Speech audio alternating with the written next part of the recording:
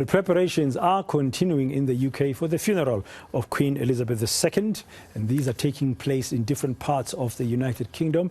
Earlier, her coffin carrying the body was travelled down the Royal Mile to St Giles Cathedral in Scotland. Well, let's get the latest now and look ahead as well towards the funeral date, which is next week, Monday, the 19th of September, with our UK correspondent Olly Barrett. Olly, good afternoon. What's the latest in what's been happening since the body of Queen Elizabeth II left Balmoral at the weekend? Yeah, you mentioned, Dan, that it has made its way today to St Giles Cathedral. The coffin has just been taken inside the cathedral and a service is getting underway there.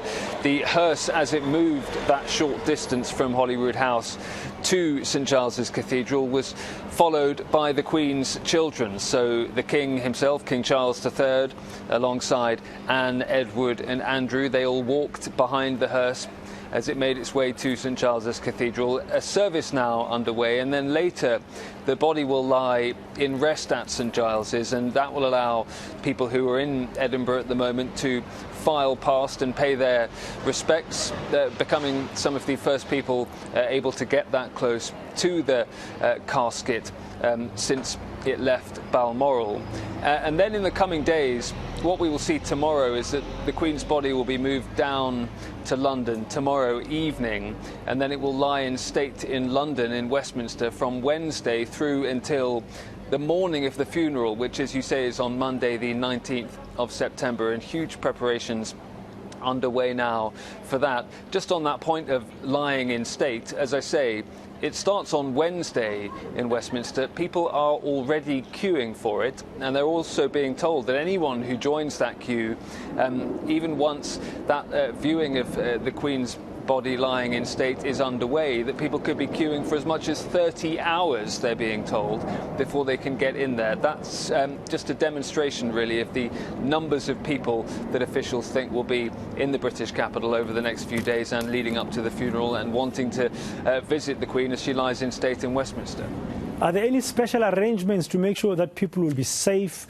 I mean, that's long queuing and many hours. Of course, weather dependent, depending, you know, what's going to be. Any idea?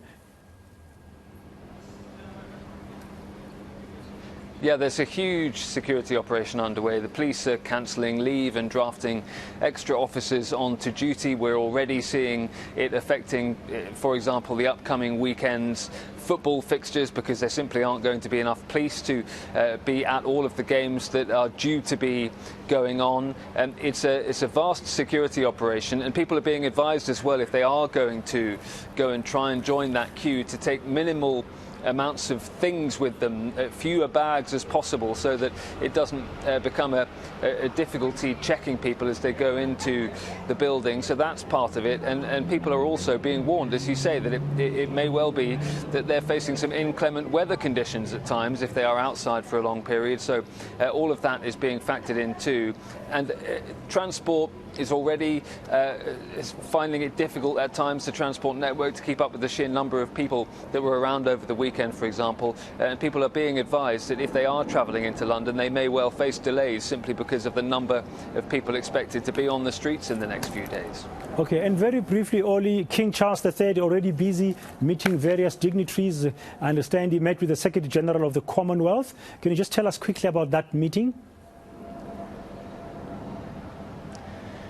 Yeah, that's right. That was really a demonstration of how importantly he sees his role as head of the Commonwealth after the Queen passed away. It was a very important organisation to her, and she very much wants to make sure that the family keep that commitment to the Commonwealth organisation. He also met with the leaders of those 14 countries who still have the Queen as their head of state as well. That's not to say there aren't some difficult conversations coming up in the future, though. There are already some of those 14 having conversations about potentially becoming republics and removing the Queen, the King, excuse me, as head of state. But certainly a commitment from Charles to do everything he can to make sure that the Commonwealth as an organisation grows and strengthens while he's the monarch.